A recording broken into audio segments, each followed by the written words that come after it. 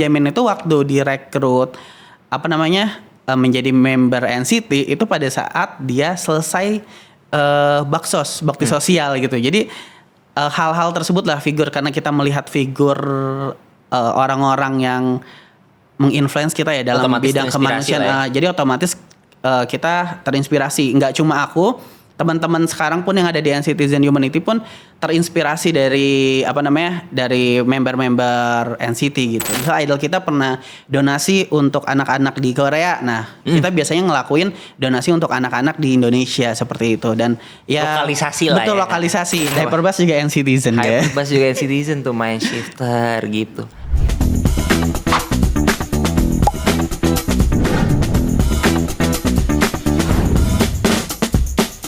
Hai Mindshifters, welcome back to Mindshift. Kembali lagi bersama gue, Kevin Sultan, selaku pemandu acara dari Mindshift. Pada hari ini kita mau ngobrolin suatu topik yang cukup menarik, karena kita bakal ngomongin K-pop. Siapa di sini yang fans berat NCT? Edan. Banyak pasti ya. Ya, siapa tahu di rumah ada saya gitu. Kali ini Mindshift kedatangan Kak Himawan Adinugroho selaku pentolan NCTzen Humanity Indonesia yang merupakan komunitas fans NCT dan WiFi ya jatuhnya ya. Betul. Yang aktif dalam kegiatan humanitarian atau kemanusiaan. Halo Kak.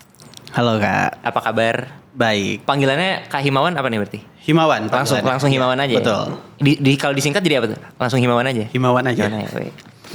Oke. Maksudnya biar lebih efisien. Betul. Gitu, nggak ada kependekan ya. Nggak ada kependekan ya. Semua manggil Himawan. Himawan.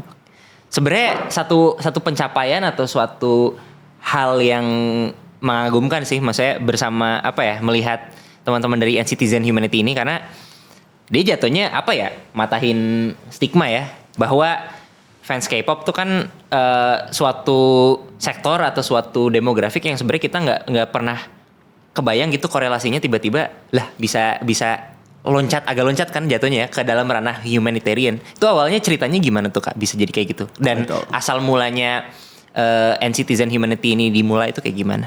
Oke. Mungkin aku perkenalan sedikit ya. Mungkin teman-teman di sini juga ada yang belum tahu. Perkenalkan, nama aku Himawan. Aku as a campaign team dari NCTzen Humanity. Dan kenapa akhirnya NCTzen Humanity itu saat ini berdampak lebih luas ya, nggak cuma di isu kemanusiaan, bencana alam, kita juga mungkin sedikit melek ke politik dan demokrasi, dan itu satu fenomena baru bagi teman-teman NCTzen, bahkan teman-teman K-popers gitu ya, karena kan selama ini K-popers itu jarang banget kayak mau terbuka dengan dunia luar gitu. Kita biasanya hanya ada di fandom kita tersendiri gitu. Fandom itu kumpulan dari teman-teman di fanbase gitu Kak. Iya, buat para Mindshifters, ya definisi fandom adalah itu ya. Tapi pasti pada tahu lah ya. Oke, jadi NCTzen Human itu sebenarnya dari 2020, dari zaman pandemi Covid itu kita udah mulai aktif. Cuma di 2020 tuh hanya sekumpulan teman-teman aja, komunitas dari teman-teman NCTzen. Emang fanbase aja murni ya? Emang fanbase aja murni untuk ngebantuin teman-teman saudara-saudara kita tuh yang terkena Covid dan lain-lain. Kita ngasih bantuan karena idol kita pun juga memberikan hal yang sama gitu. Jadi kita melakukan hal-hal sosial yang sebenarnya dilakukan oleh idol kita gitu. Biasanya siapa Kak? Kalau bias aku nggak bisa jawab karena aku admin, nanti bisa dirujak sama netizen gitu. Cuma aku pure NCTzen dan Wizeny gitu. Berarti platform utamanya di Twitter atau di? Platform utamanya di Twitter. Pas tahun 2020 itu ya? 2020 di Twitter, akhirnya di 2022-2023 itu, 2002 akhir tuh banyak banget bencana di Indonesia kan. Terus? Akhirnya kita coba nih turun langsung gitu, karena kan selama ini kita donasinya cuma ke panti asuhan atau ke yang mudah kita jalanin lah. Akhirnya kita coba waktu itu ke gempa Cianjur, kita bantu, kita buka dapur umum, kita buka tenda darurat dan lain-lain gitu. Dan sejak saat itu akhirnya NCTzen Humanity kita fokus ke bantuan bencana sosial, nggak cuma di Cianjur. Kita waktu Gunung Semeru meletus juga kita bantu, beberapa donasi juga kita laksanakan. Bahkan terakhir kita donasi untuk Palestina tahun lalu 2024 lebih dari 1 miliar. Wow. Dan kita juga bantu di dalam negeri Gunung Laba-Tobi yang saat ini masih erupsi. Kita juga terus memberikan bantuan kepada saudara-saudara kita. Gitu sih Kak. Berarti itu murni pendanaannya tuh fundingnya dari para anggota fandomnya ya? Betul. Dari teman-teman fanbase di Indonesia gitu. boleh kasih edukasi sedikit nggak nih buat saya? Soalnya saya agak awam nih sebenarnya sama musik K-pop. Sebenarnya saya dengerin sih, cuman NCT nggak terlalu. Nah, berarti sebenarnya ini fokus di wavy ya jatuhnya ya?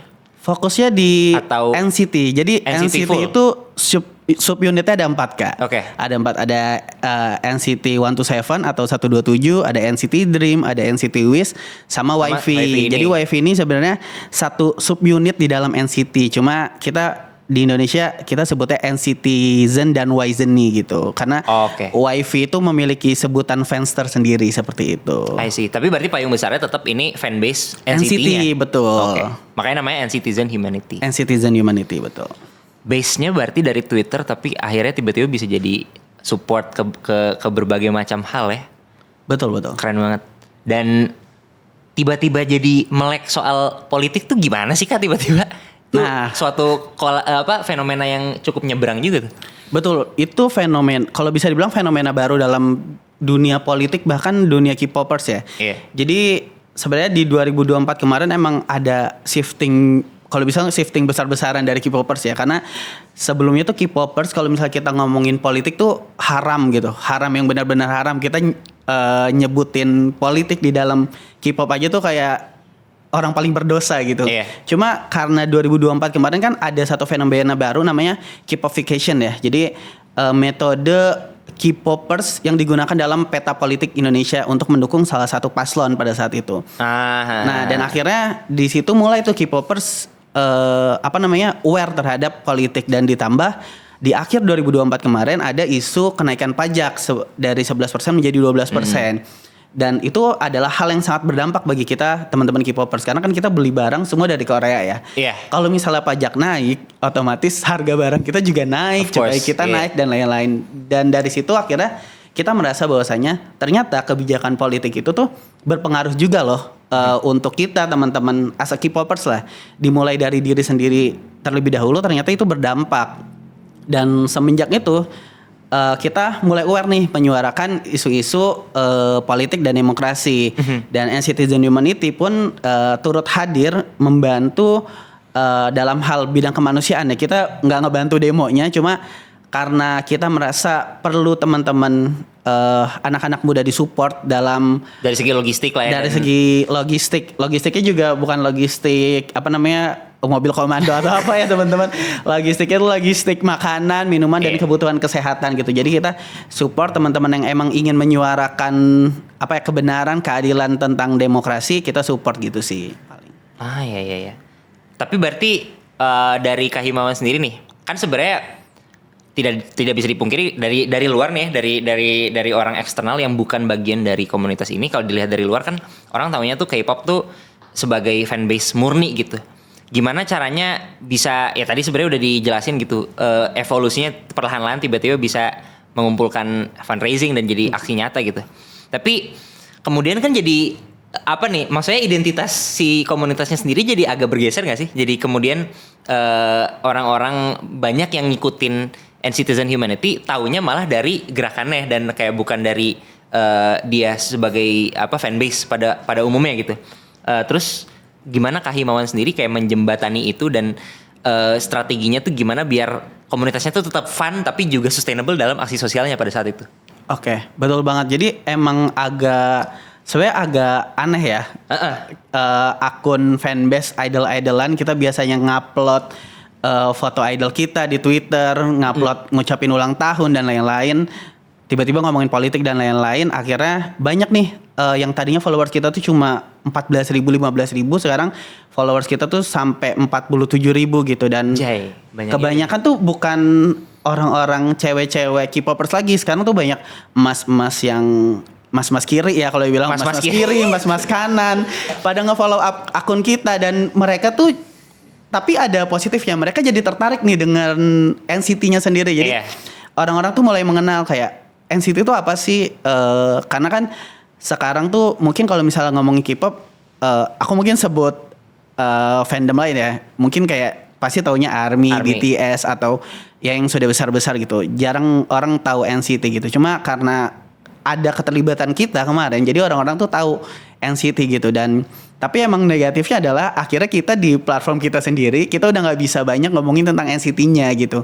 Kita udah nggak bisa asal ngucapin ulang tahun, kita udah nggak bisa asal posting idol kita di akun NCTzen Humanity, seperti itu sih Kak. Karena kebanyakan si followernya tuh udah banyak dari sektor-sektor lain juga ya, jadi emang meluas. Betul, lebih ke kadang kita sebagai admin capek ngejelasinnya sih Kak.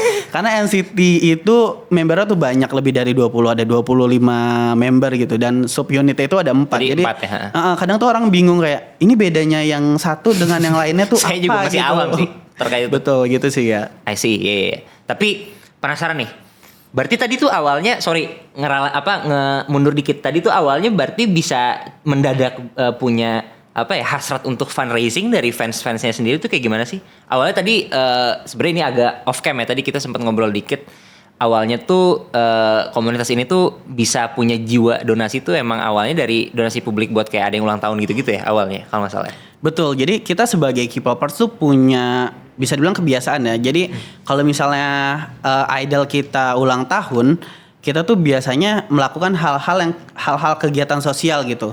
Merayakan ulang tahun mereka dengan donasi ke panti, menanam pohon, atau memberikan kegiatan-kegiatan yang sifatnya adalah positif. Dan biasanya yang pernah dilakukan oleh idol kita gitu. Misalnya idol kita pernah donasi untuk anak-anak di Korea. Nah, kita biasanya ngelakuin donasi untuk anak-anak di Indonesia seperti itu. Dan ya lokalisasi lah. Betul, ya. Lokalisasi, dan hanya segitu aja biasanya Kak. Dan NCT itu kan karena membernya banyak, jadi kadang tuh kita suka terpecah-pecah gitu donasinya, dan jadinya jumlahnya sedikit kan Kak. Akhirnya NCTzen Humanity itu hadir untuk memwadahi nih daripada teman-teman fanbase yang per idol ini donasinya terpisah-pisah. Kenapa kita nggak jadikan satu aja, supaya dari segi nilai lebih banyak, lagi dari segi kebermanfaatan untuk orang lain juga lebih banyak gitu sih Kak. Berarti emang awalnya ini emang memayungi lah ya fandom-fandom yang tadinya banyak gitu ya. Memayungi fandom-fandom di bawah NCT gitu. Di bawah NCT. I see. Berarti tadi dari tahun 2020 sampai tahun ini. Tahun ini 2025. Sampai tahun ini. Wah, gila juga sih. Udah berapa banyak follower tadi? Followers sekarang udah 47.000 di Twitter, di Instagram 11.000 followers gitu. Terakhir ada aktivitas apa yang paling baru dari komunitas ini? Terakhir kita nobar film Jumbo. Mungkin teman-teman udah ada yang nonton film Jumbo. Kala nanti. Betul. Jadi kita kemarin nobar film Jumbo di 12 kota. Itu lebih dari 1.000 anak. Kita berkolaborasi dengan panti asuhan Kak. Jadi kita ngajak lebih dari 1.000 anak panti asuhan di 12 kota totalnya. Itu pure dari donasi dari teman-teman di Twitter. Wah, kita ngajak, kita berbagi kebahagiaan lah buat teman-teman di Twitter, dan kita nggak cuma ngajak anak-anak pantinya juga Kak untuk mengeratkan dengan teman-teman NCTzen. Kita juga ngajak volunteer nih, jadi teman-teman NCTzen juga bisa ikut berbagi kebahagiaan secara langsung gitu. Tadi total berapa anak Kak yang nonton? 1.000 orang dari 12 kota gitu. Jadi per kotanya bisa 100-an orang gitu sih Kak. Salah satu kontributor kenapa Jumbo sekarang bisa jadi number 1 ya. Betul. Kita Gokil. Buzzer Jumbo. Buzzer Jumbo itu dia. Membanggakan banget. Berarti terakhir itu. What's next nih? Kira-kira. Nah, muncul juga pertanyaannya. Muncul juga nih. Jadi mungkin kalau misalnya ini mungkin akan tayang sebentar lagi ya teman-teman. Jadi kalau misalnya teman-teman melihat postingan NCTzen terakhir, bahwasanya kita memutuskan untuk menutup akun NCTzen Humanity gitu. Karena balik lagi Kak, kita kan ngebawa nama brand ya, bawa nama NCT, NCTzen, dan Yzeni dan YV-nya sendiri. Jadi ada satu hal yang berat lah ketika misalnya kita turun ke lapangan, ikut aksi, ikut demo. Itu kan sisi baiknya mungkin bisa membantu orang banyak, cuma sisi buruknya secara branding bisa menjelekkan nama NCTzen atau Yzeni tersendiri gitu. Dan banyak banget dinamika di dalam fandom yang terjadi, dan nggak cuma di dalam fandom, di luar fandom tuh juga banyak gitu. Karena kita udah ikut-ikutan politik, walaupun sebenarnya kita cuma ngebantu dari sisi kemanusiaan, banyak banget kita tuh sering mendapat beberapa ancaman mungkin ya, beberapa ancaman. Berarti tadi dari 2020 sampai sekarang udah mau tutup nih. Udah mau tutup Kak. Tapi sebenarnya kita nggak tutup.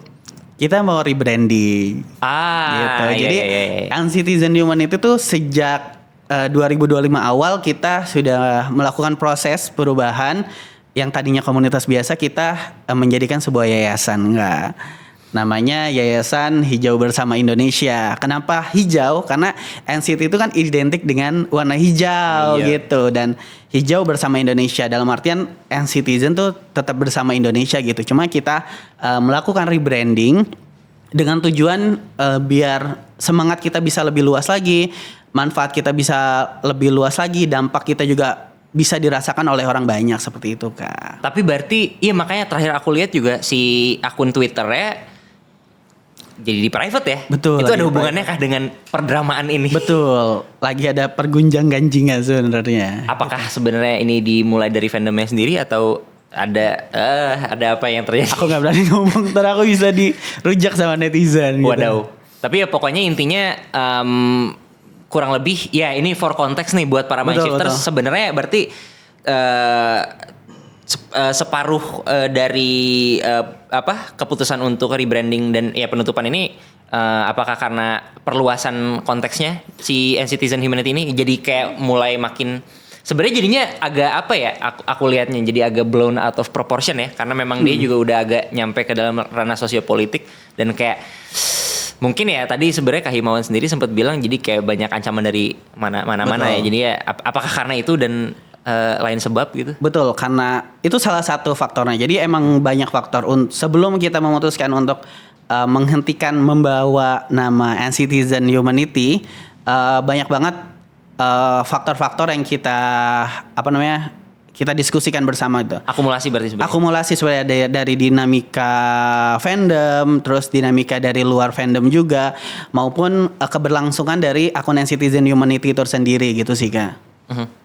Begitu. Berarti emang semuanya ya akhirnya mau nggak mau kita memutuskan kita akan menghentikan menggunakan nama NCTzen Humanity dan akan melanjutkan menggunakan nama yayasan. Cuma dari segi arti yayasan itu masih berhubungan dengan NCT. Dan gitu. Memang tetap terafiliasi dengan anggota-anggota dari fandomnya. Betul, gitu, masih terafiliasi. Tapi sepertinya itu menjadi keputusan yang cukup bijak juga ya untuk tadi sebenarnya sempat Kak Himawan menjawab pertanyaan sendiri sih ya tentang nama tadi, karena emang agak berat ya kesannya ya kalau misalkan membawa nama NCT-nya sendiri dan tanggung jawabnya jadinya besar juga. Betul.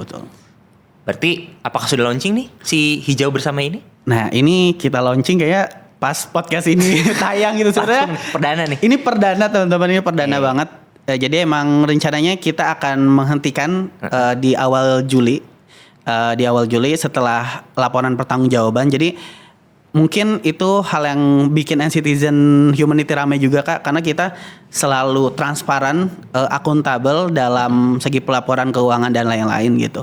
Jadi setelah LPJN kuartal 2 kita akan shifting merubah akun kita menjadi Yayasan Hijau Bersama Indonesia. Paham. Gitu. Ini udah NCT banget nih pas nih hijau bersama. Iya, udah hijau. Logonya betul. Hyperbus. Hijau-hijau nih ada tanamannya juga nih. Hyperbus juga NCTzen ya. Hyperbus juga NCTzen tuh mind shifter gitu. Berarti what's next nih setelah rebranding nih?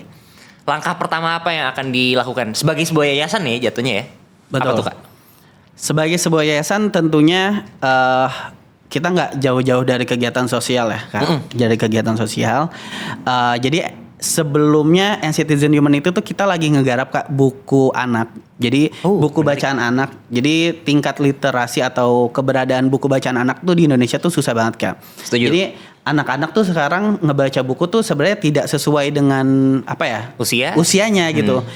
Padahal kan buku bacaan anak tuh hanya gambar-gambar ya sebenarnya, gambar-gambar. Ya, bisa bilang. Ya seharusnya hanya gambar-gambar untuk motorik si anak. Picture book lah jatuhnya. Betul. Cuma kan sekarang kayak picture book gak terlalu banyak ya. Akhirnya kita sebagai NCTzen menginisiasi buku bacaan anak dengan karakter emoticon dari member NCT tersendiri gitu. Jadi member NCT itu kan punya emoticon yang tersendiri-sendiri ya. Ada yang beruang, ada yang penguin, ada yang kelinci dan lain-lain. Nah, itu representasi dari member-member. Betul, dari masing-masing member gitu. Nah, akhirnya dari representasi si emoticon itu kita jadikan satu karakter di buku anak gitu, dan rencananya juga akan launching di Juli atau Agustus nanti gitu. Berarti udah jadi tuh ya, tinggal launching. Atau masih proses ongoing? Sudah selesai, cuma masih ada proses. Jadi kalau buku mau terbit tuh ada proses lain-lain gitu lah. Iya, lain-lain. Aku juga kurang paham sebenarnya. ISBN dan lain-lain. Iya, itu betul. sebenarnya agak nyambung ke drama Twitter lain yang kalau Betul. misalnya namanya sudah tahu. Iya. Ya gitu deh. Ya pokoknya gitu. Ya kalau misalkan di in the near future butuh ilustrasi, saya juga mau dong bantu-bantu. Iya. Boleh. Mungkin ntar juga buku bacaan yang part 2 ya kalau rame Kak. Ya boleh dong, saya senang ilustrasi juga soalnya. Boleh. Oke. Berarti next picture book nih ya?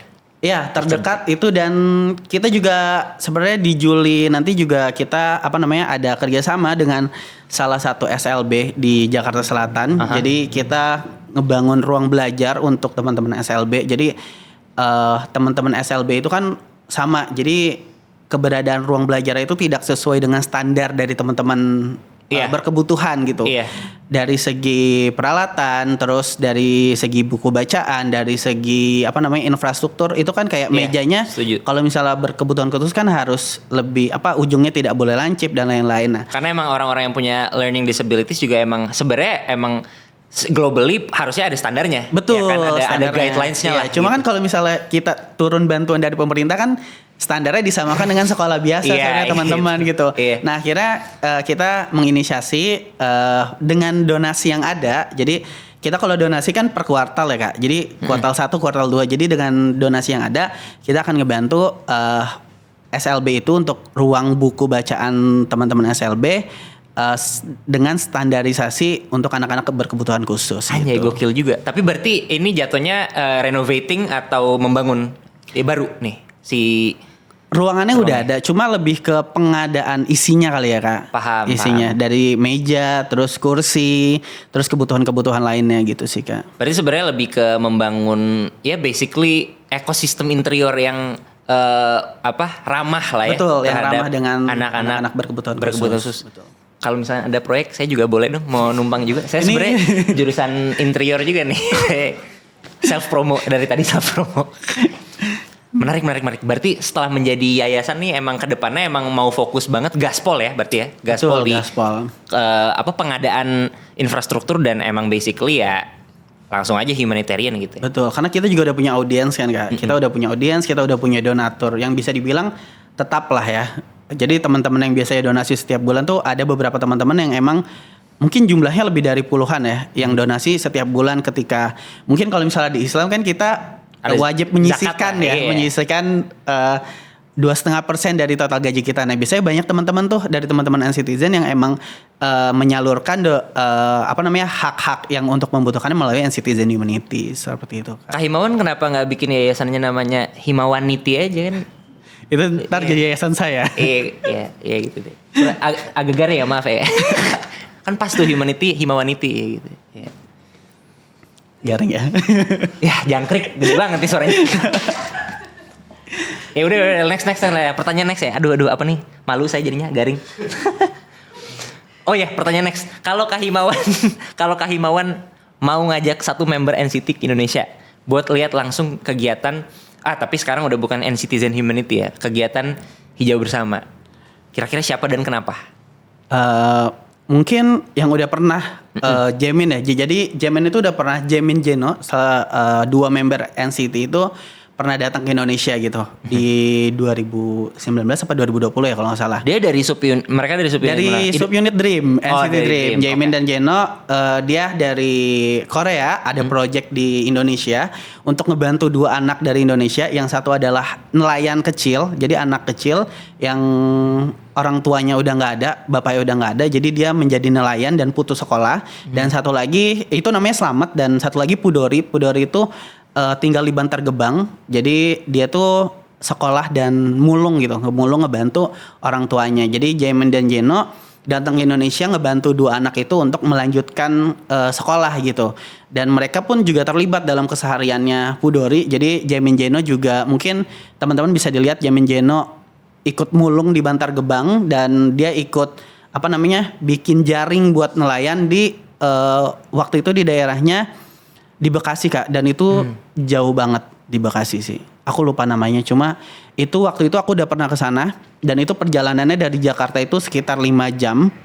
Dan itu bisa naik kapal Kak dari Cilincing, Muara Gembong namanya, Muara Gembong. Jadi dari Cilincing ke Muara Gembong itu kalau misalnya naik mobil itu bisa 5 sampai 6 jam, tapi kalau misalnya naik kapal tuh 2 jam gitu. Emang jauh banget. Bekasi di paling ujungnya Bekasi. Dan mereka pernah kesini ya? Dan mereka pernah kesini dan dia pernah ke Muara Gembong, daerah yang jarang diketahui oleh orang-orang gitu. Gokil sih, keren banget. Apakah itu sebenarnya ini jadinya nyambung ke pertanyaan aku yang selanjutnya sih. Kayak apa sih sebenarnya yang menggerakkan, ya jatuhnya yang menggerakkan mereka untuk beraksi sosial gitu, dan apa sih sebenarnya yang menggerakkan Kak Himawan sendiri gitu, kayak wah anjay mengkoordinasi ini semua gitu, dan sekarang meskipun sekarang jadinya apa ya jatuhnya berakhir dengan nama si N-Citizen Humanity ini, tapi akhirnya mau bangkit lagi dan rebranding gitu. Kayak di dalam spiritnya Kak Himawan nih sebenarnya apa sih yang menjadi tujuan dan objektif sehingga Kak Himawan nih kayak pengen terus aktif gitu di bidang ini, di bidang kemanusiaan dan memberikan bantuan sosial. Oke, mungkin kalau aku melihat dari figur ya. Jadi figur idol di NCT tersendiri tuh banyak banget yang emang berawal dari figur sosial Kak. Jadi banyak banget idol-idol di NCT yang tiap bulannya tuh sering banget donasi gitu. Salah satunya balik lagi Jaemin itu ya? Jaemin itu waktu direkrut menjadi member NCT itu pada saat dia selesai bakti sosial gitu. Jadi hal-hal tersebut lah figur, karena kita melihat figur orang-orang yang menginfluence kita ya dalam otomatis bidang kemanusiaan. Ya. Jadi otomatis kita terinspirasi. Nggak cuma aku, teman-teman sekarang pun yang ada di N-Citizen Humanity pun terinspirasi dari dari member-member NCT gitu. Dan pada akhirnya kita yang tadinya cuma nyebur sedikit gitu, nyeburin kaki, sekarang kita nyemplung sekalian gitu. Iya, sekarang nyemplung sekalian, udah terlanjur basah ya kita ngelanjutin di dalam bidang kemanusiaan seperti itu. Ngekoordinasi ribuan orang, ribuan fans dari ya fandomnya tuh buat bikin gerakan sosial tuh kan susah nggak sih? Aku sih ngebayanginnya kayak apa ya, kayak ngatur sebuah crowd gitu.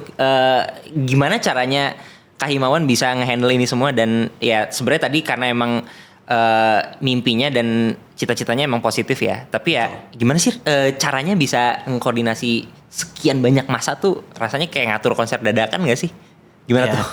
Susah gampang sih Kak sebenarnya. Jadi balik lagi, NCT itu membernya ada lebih dari 20, ada 25 ya. Jadi biasanya satu fanbase per idol itu tuh bisa lebih dari 10 juga Kak. Dan kita mengkoordinir tuh banyak banget. Jadi kayak 25 di satu-satunya ada 10 lagi. Jadi lebih dari, mungkin di Indonesia lebih dari ratusan, 500 atau ribuan fanbase sendiri ya di tentang NCT. Tapi kita biasa mengkoordinirnya itu collaboration yang kita udah pernah jalanin aja gitu. Dan teman-teman pun yang berdonasi pun kita nggak bisa mengkoordinir semua NCTzen ya, karena NCTzen itu di Indonesia banyak banget ya. Karena NCT itu adalah bisa dibilang idol yang langganan ke Indonesia. Tahun ini aja udah berapa kali NCT ke Indonesia kan. Sebelumnya ada NCT Wish, kemarin Mark datang ke Indonesia, dan di September nanti ada NCT Dream ke Indonesia juga. Jadi banyak banget fans NCT di Indonesia. Biasanya kita lebih ke segmentasinya itu adalah teman-teman NCTzen yang udah kerja sih biasa gitu. Dan kita biasanya juga yang emang punya kemampuan untuk berdonasi. Betul, ya? Punya kemampuan untuk berdonasi, dan biasanya kita tuh banyak banget ngadain pertemuan-pertemuan offline gitu. Pertemuan-pertemuan offline yang emang teman-teman yang mau berkegiatan sosial bareng, yuk bareng-bareng sama kita ngumpul. Nah, biasanya dari situ dia jadi donatur tetap dan lain seperti itu sih Kak biasanya. Emang berarti sistemnya kayak gitu ya? Betul sistemnya, dan biasanya tuh kita sebagai K-popers tuh di fanbase ya, di fandom kita punya keterikatan gitu loh Kak. Jadi kayak kita solid lah ya. Solid betul. Solid. Jadi kita pengen ngebantu, kita pengen ngebawa nama baik NCT untuk baik di masyarakat. Jadi kita punya jiwa kompetitif tersendiri gitu, kayak ini kita ngebawa nama NCT berarti kita harus donasi gitu biasanya. Emang ada kebanggaan dan pride tersendiri lah ya. Ada pride tersendiri Kak, ketika misalnya kayak kemarin donasi untuk Palestina di 2024 jumlahnya lebih dari 1 miliar.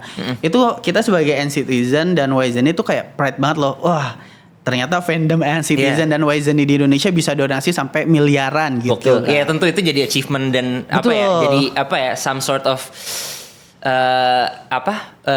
penyemangat dan sebenarnya masuk ke dalam identitas si NCTzen Humanity-nya secara keseluruhan lah. Maksudnya itu jadi kayak membantu sustain komunitasnya juga seharusnya ya kayak gitu.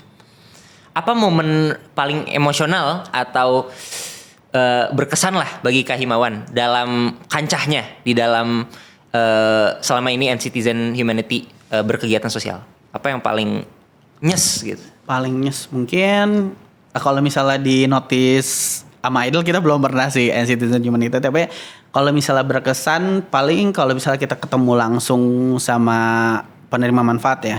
Salah satunya mungkin waktu kita gempa Cianjur. Jadi gempa Cianjur itu kita respon kurang dari 10 jam. Jadi gempa Cianjur itu kalau nggak salah ingat tuh dia siang ke sore. Kita malamnya udah ada di Cianjur. Jadi kondisinya masih gempa tektonik kecil. Jadi masih gempa. Kita berangkat ke Cianjur. Kita ngirim distribusi bantuan makanan siap saji malam itu. Dan besok paginya walaupun masih gempa kecil-kecil susulan, kita ngebangun tenda darurat Kak. Jadi kita ngebangun 6 tenda darurat dan kita buka dapur umum gitu. Dan aku sendiri di sana tuh lebih dari seminggu. Ada kali 10 hari di Cianjur untuk memberikan bantuan gitu. Di sana sih. Ya. Betul. Damn, iya. Tapi emang aksi nyata tuh rasanya pasti beda sih ya. Memberikan bantuan kepada tadi penerimanya langsung manfaat. Kayak tentu itu akan menyentuh gak sih rasanya ya? Menyentuh hati. Apalagi posisinya kan kalau Cianjur waktu itu kan emang benar-benar gempa besar yang tidak terprediksi. Bahkan BMKG pun tidak memprediksi ada gempa di Cianjur kan. Jadi itu waktu datang kita ngedengar jeritan tangisan orang dan lain-lain. Bahkan di titik lokasi gempanya itu kan ada yang meninggal dan lain-lain. Itu kita juga merasakan langsung gitu. Bahkan kita ngebantu evakuasi juga, ngebantu nolongin yang luka-luka, ngebantu ngediriin tenda bareng-bareng. Jadi jiwa gotong royongnya juga kita berasa. Nggak cuma di Cianjur, di daerah-daerah lain juga kita ngerasain hal yang sama seperti itu sih Kak. Strategi dari Kak Himawan sendiri nih buat memperpanjang hidup gerakan ini yang nanti tentunya akan rebranding ya.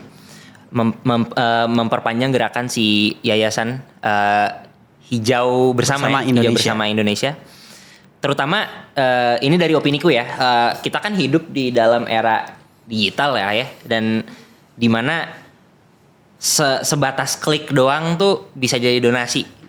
Dan fandom yang sebenarnya sifatnya juga basisnya online kan ya jatuhnya ya. Cuman nggak tahu nih yayasan ini kemudian nanti apakah akan ada brick and mortar atau base camp nyatanya atau tetap online atau gimana basisnya? Basisnya sih tetap online ya Kak. Karena kan online. Bisa dibilang 2025 Gen Z ini kan kehidupannya online ya. Nah, kehidupannya online gitu. Jadi emang pure untuk donasinya online. Cuma kita pasti banyak bikin interaksi dengan teman-teman followers pop kita gitu. Iya, kita gitu. Bikin kegiatan-kegiatan sosial yang emang melibatkan followers kita maupun melibatkan orang-orang di luar dari followers kita pun bisa bergabung untuk ikut dalam kegiatan sosial gitu. Berapa kali NCTzen Humanity ngelakuin itu kayak kita bikin gelang ngebeats bareng anak-anak di Kampung Bayam. Jadi itu Kampung Bayam kalau boleh cerita sedikit, dia daerah yang tadinya di pinggir JIS. Jadi dia dibangunkan rusun di pinggir JIS, cuma karena ada satu dan lain hal tentang birokrasi akhirnya mereka tuh tinggal di hunian sementara gitu. Dan kondisi psikis si anak-anak ini agak terguncang gitu. Dan NCTzen Humanity pun turun gitu ngebantu kita dalam hal psikologi anak ya bersama dengan psikolog bikin kegiatan untuk nggak menghilangkan trauma ya, sedikit mengurangi trauma anak-anak dan melibatkan teman-teman NCTzen gitu. Dan biasanya kita dalam kegiatan Kak melibatkan NCTzen. Jadi NCTzen ini kan banyak orang-orang keren ya Kak. Kayak ternyata ada psikolog, ternyata ada dokter, ternyata bahkan untuk pembikinan buku bacaan anak aja itu pure semuanya dari NCTzen.